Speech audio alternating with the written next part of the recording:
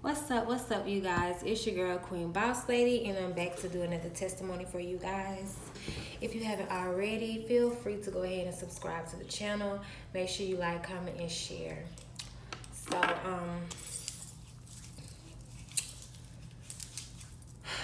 like I said, I'm doing these videos for several different reasons, but the main reason is I'm being obedient to God, and He is calling me to give my testimony. And before I got on camera, um, I realized another reason why I'm doing it. I'm doing this for you and you and you, all my underdogs, everybody that was counted out. I'm counting you in. Everybody that feel like they wasn't heard or they're not important. I'm giving my testimony for everybody who was in this situation or is in this situation right now, and people, devils around you are trying to bully you off of this earth. They think they have the right to make you feel like you don't belong here. They have no right to make you feel like you don't belong here. They have no right to make you feel like you are not welcome here on this earth, because you are. And you are loved, and you are liked, and you are accepted, especially by me. I'm counting you in. All of my underdogs, everybody who was counted out, everybody who was the black sheep, everybody who was the underdog, everybody. These testimonies are for you. Your voice matters. What happened to you matters. And it still does. We are being set free through telling our truth. They had all the time. They've had enough time. They've gotten enough nasty things out there about you, about me. And now it's time that they see, you know? And another thing is, I just want to say this, that I forgive everybody that I'm speaking of right now. I forgive y'all, because y'all are lost. Y'all are lost souls. Y'all know better, but you didn't want to do better. But I forgive you. But I won't ever deal with you again.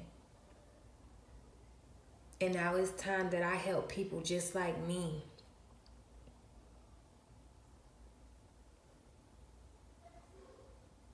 Because y'all didn't want to help them. Y'all wanted to suppress people like me. Make people depressed. And I want to say another thing. I have the victory. I received a call last night from she think I don't know she a witch.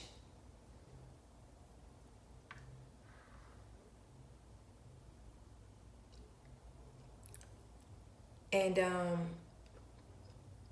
I don't need no calls right now at this time. I have the victory. I have the victory. I'm not a victim. I am not a victim. You're looking at somebody that is healed, whole, and happy.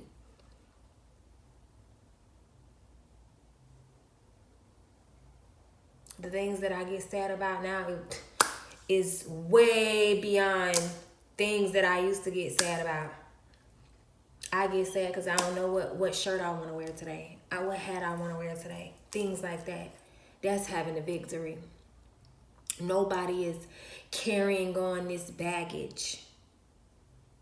That's why I'm able to get on this camera and tell my testimony out of love, out of respect, out of light.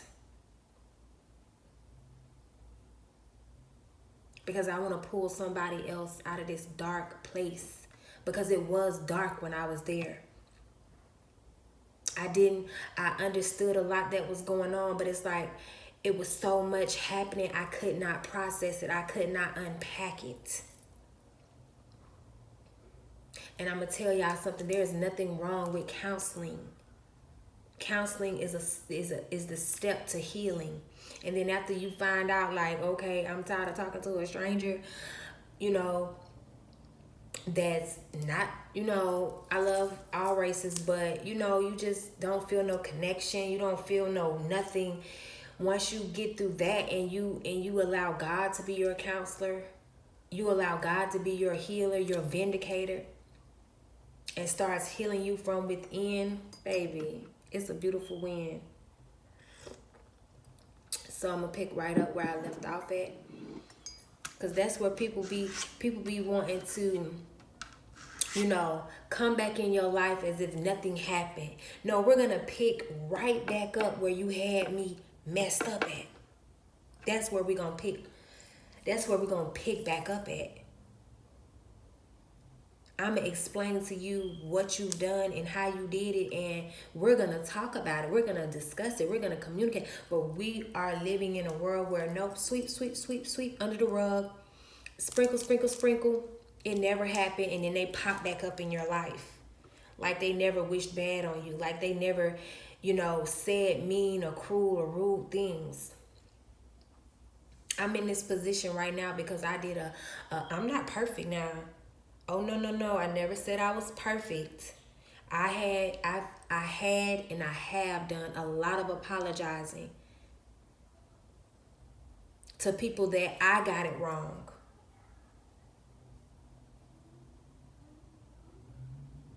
If I'm wrong, it can't sit on my conscience at all. I have to make right. I have to apologize.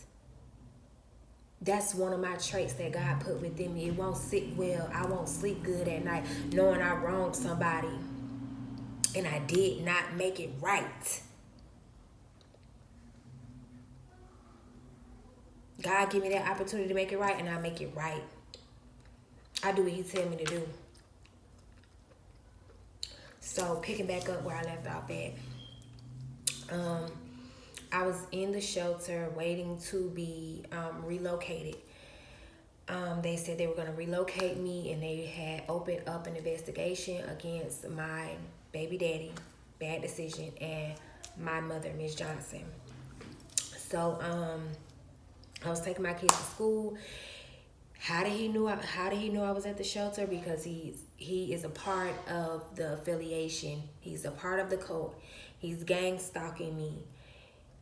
So he ride past. I tell the kids to get down, because I don't know like what he has or anything like that. So he goes down, and this is right on Pine. He goes down to the light, and he makes a right. There is a motel right there. As soon as you make that right, there's two motels, one on the right, one on the left. So I'm at the red light, and God speaks to me. He said, I want you to see this next thing. And I'm like, oh my God, what is this next thing?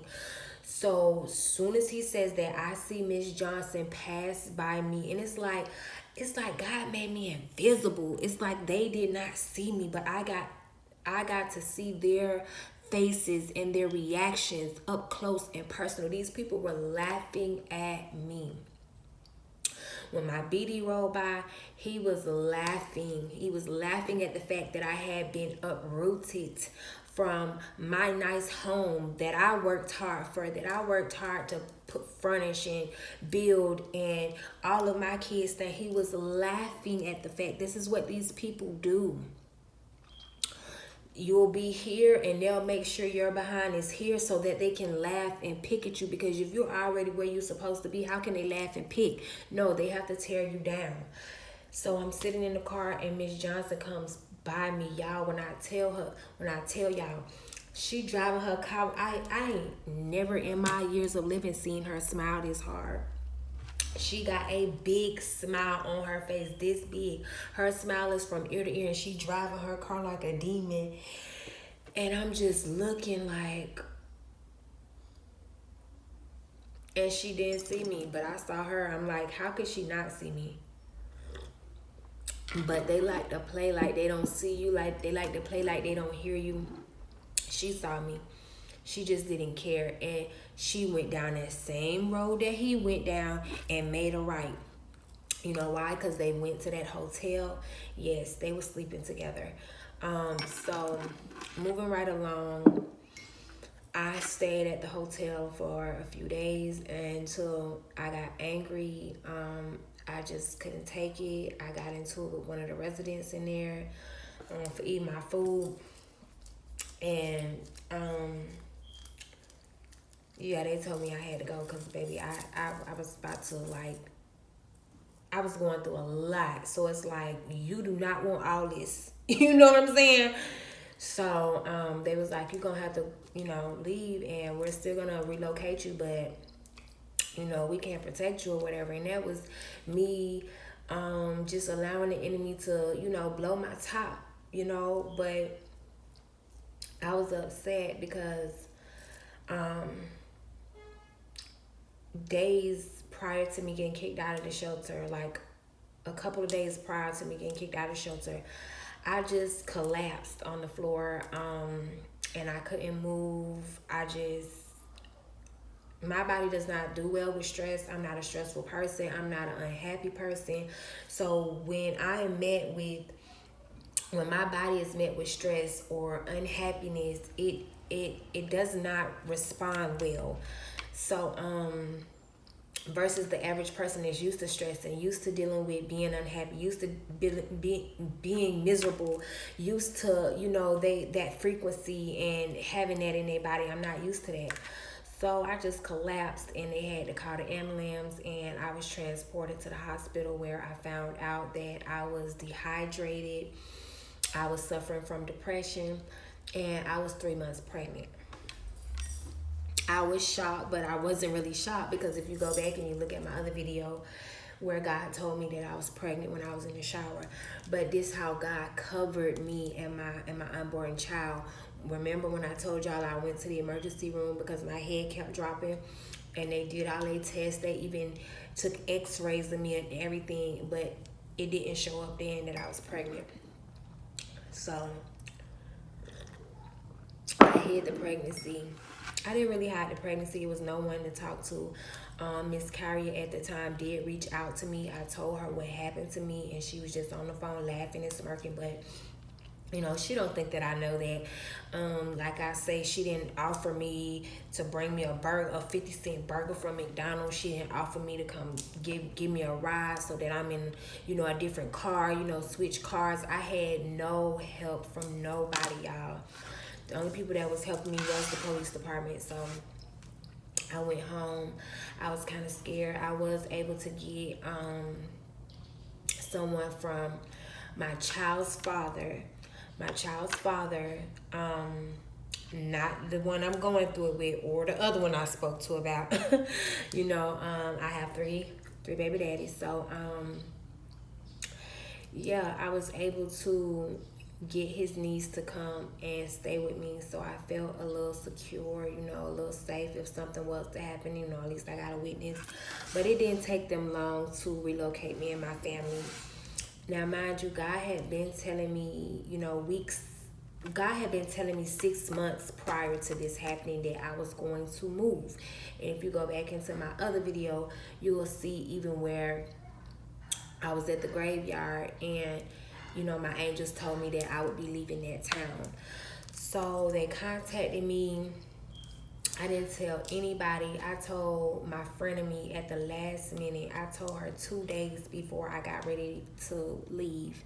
And she even tried to stop me. She even turned into a snake and tried to stop me. But, I'm kind of cramping this down now. But I went to Houston, y'all. I moved to Houston, Texas. I relocated. I left everything in my apartment. I tried to give a lot of things away. I tried to sell a lot of things so that I could have some extra money in my pocket. But it didn't take them long for them to contact me with the funds and everything to relocate me and my children. So at the time, y'all, girl,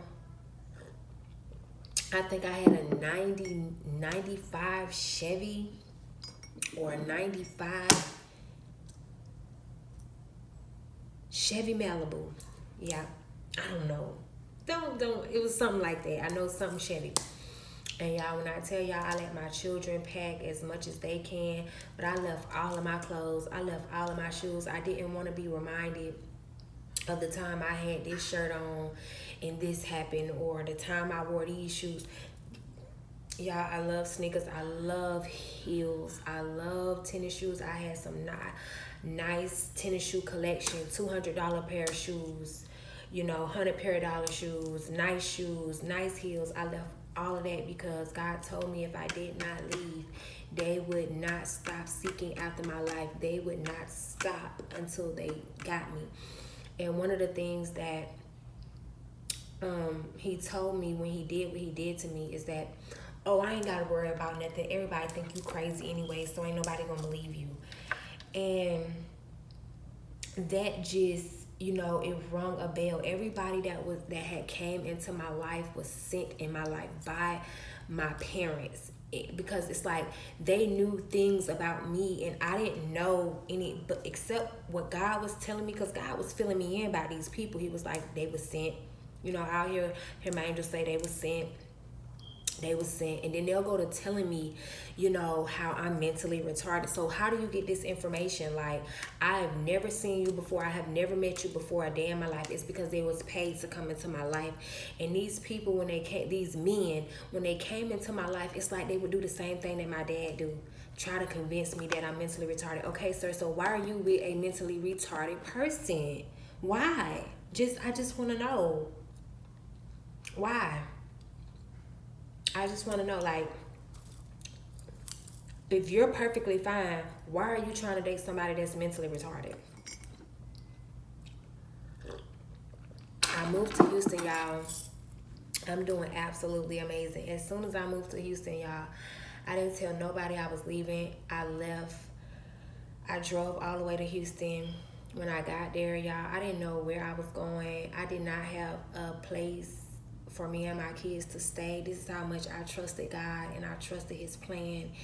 And he just led me every step of the way. I had money to get us a hotel for a few nights. So I think we stayed in the hotel for like 3 nights. On that third day, I'm like, okay, God, all I got is, you know, gas money now. Like, gas money, right? That's it. I don't have no more money to pay for, you know, these expensive rooms. And I was trying to stay in nice, you know, nice areas, nice kind of rooms, you know. So we wouldn't get, you know, robbed or nothing. I'm new to the city. I'm new to everything. So on that third day, he was just like, go to the police department. They'll find you somewhere. Go to the police station and they'll find you somewhere. And I was obedient. I went to the police station in Houston and I walked in there and I told them what I did. I just relocated down here. I don't have no family down here. I don't have no friends down here. And they thought I was crazy. They thought I was crazy, but people are gonna look at you like that. When you're doing what God is telling you to do and you're moving how God is telling you to move, people are gonna think that you're crazy because they're doing the norm.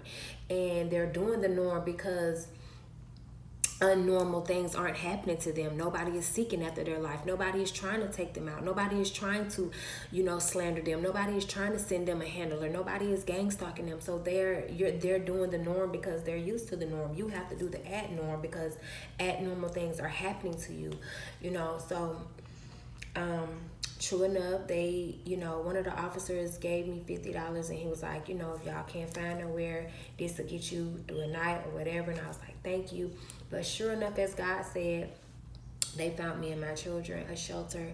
We went to the shelter. You know, as soon as I got in there, it was not easy, y'all. I cried because I had already, you know, when God told me prior, you know, 6 months, he told me that I would be going in the shelter. I cried and I cried on his shoulder, but it was like he was giving me the strength every day to endure and walk through this door that I was walking through. So I was very sick, but I muscled up my strength, and then, you know, I got help from the, you know, place, the facility, and we started getting counseling and, you know, the support and the love. It felt like that dark cloud was off of me, y'all. So I ended up switching shelters because that shelter was just too far out for me. I wanted to be in Houston.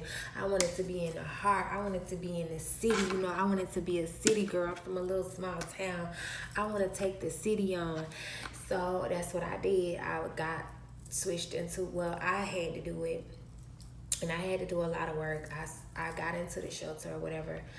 And a lot of people, you know, the little people that I did let in my ear, they was trying to discourage me. It's hard to get into that one. That's the top shelter here in Houston. Blah, blah, blah, blah, blah, blah, blah, blah. But I was able to get into it. You know, so I got into it and it was even more better. It was even more support, you know, more support from the community they had there. It was spacious. It was nice. It was like your own apartment. You just didn't have a kitchen in there. You had a key to your own door. You know, the front room was set up and everything like that. And it was home for us because I had to be obedient to God. It's like, what's more important, your life and these material things, or, you know, for you to move and still be in your children's life and everything like that. So my children, they see what's going on. They know why we had to move. But my daughter, my oldest daughter, she always resented me and hated me for being obedient to God and moving and doing this move. She always it's like she started hating me because of how obedient I was being to God and how I was moving. It's like, and that's another thing I want to express to you guys. It's like, when you have kids, it's like they don't understand that you have to do what God wants you to do, and you have to, in order to stay alive, in order to get the promises, in order to live the life that he wants you to live. It's like she wanted me to stay there and I guess make amends with, you know, she wanted me to do the same thing that my mother wanted me to do. And I kind of felt like she was a baby dark cloud, but I was able to, like, you know, kind of ignore it. I would say I ignored the red flags. Now I want to say this: when I am telling these testimonies, I always like to start at the root of the problem. So this is where the root of the problem lies, right? When I was younger, in my younger days, my mother and my sister, they would curse my womb. I would be in the middle of cleaning, you know, because they had me like Cinderella.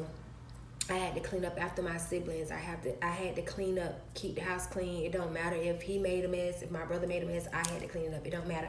I would be in the middle of cleaning. They would call me lazy. They would call me worthless. They would say I was a prostitute. Here I am, 13 and 14 years old, a virgin, 15 years old virgin, 16 years old virgin, and they would be calling me hoes and prostitutes and saying how I wasn't gonna be nothing, and, you know, on the phone always gossiping and talking about me and slandering me and doing this and doing that. So they couldn't curse me with the lazy spirit or, you know, or any of these things, but they did curse my womb. Now I want to go back to I had started a little cleaning service in my little town, and it took off a little bit. I had like 2 or 3 clients. And this one lady that I looked at her like a grandmother. I never had a relationship with my grandmother in the physical. But one day I had to take my daughter to work with me because I didn't have anybody to get her. And when she saw my daughter, her eyes just opened up so big. And she pulled me to the side and she was like, I know who her dad is, but I want you to tell me. And I told her who her dad was, and she was like, oh my God. This is what she said. She said, I'm not speaking this onto your life or your child's life, but I know the family. I know the history. Mind you, it's so much slander going. It's so many lies swirling around the town about me. But I never heard the truth about none of these monsters that I was dealing with. So she told me that, you know, you're going to have mental, like, issues with this child, you know, severe issues.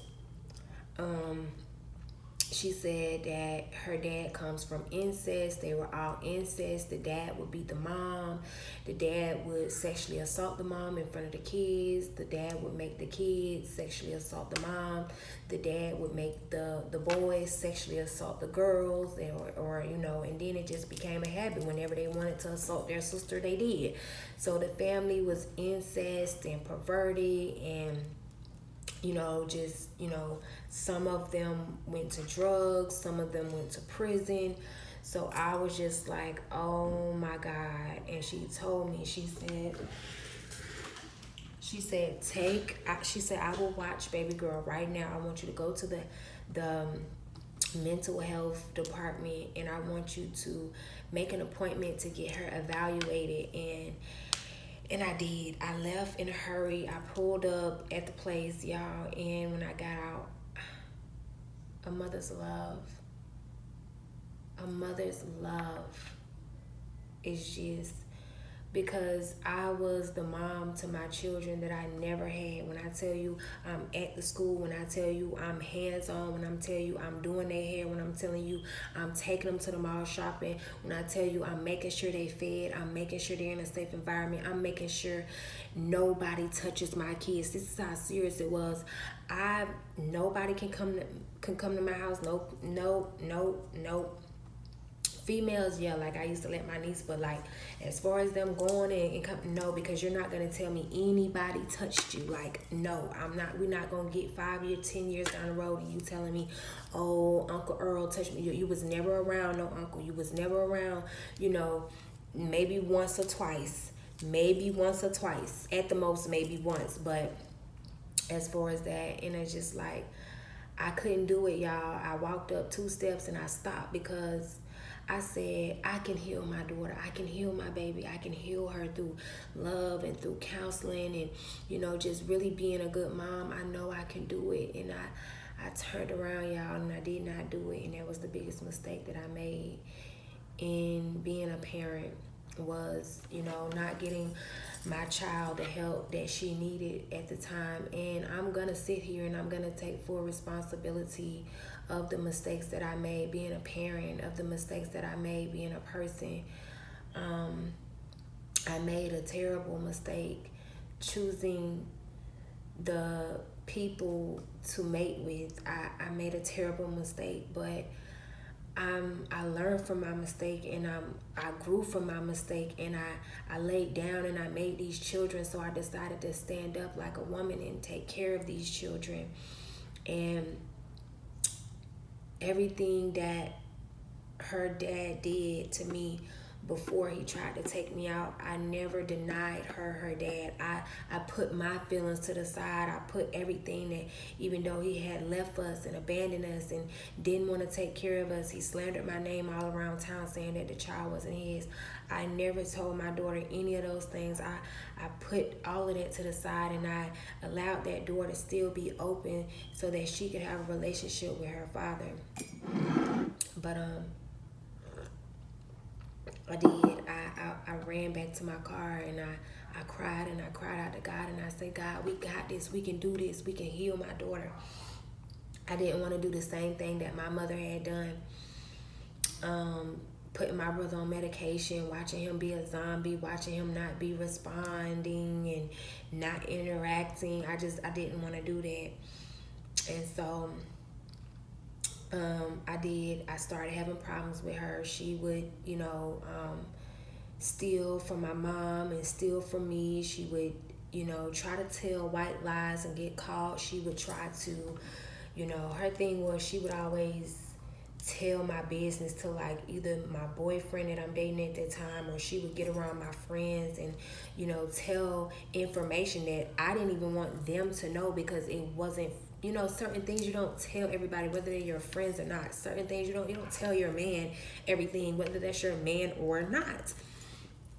And so I noticed, but I just, you know, put it in the back of my mind. One day she even tried to cut a hole in the window and run away. But I just put it in the back of my mind and I forgave her, because I did some things as a parent that I wanted forgiveness for and that God had to forgive me for. So, yeah, I did some things as a parent that wasn't right because I'm I'm new to this, and it's a lot on my shoulders. It's a lot of magic being thrown on top of everyday life being thrown at me, and y'all, I don't like making excuses for myself. I just take full responsibility of all the mistakes that I made as a parent. That's, what I'm gonna say. Um, but we in Houston, we doing good. I'm making it up to her. I never made that mistake again. Those mistakes that I made as a parent, those 2 or 3 mistakes that I made as a parent, I never made them again. I made it up to all of my children. I treated all of my children fair. I would do things like, pick this one up, spend time with them, take them to the nail shop, take them to ice cream.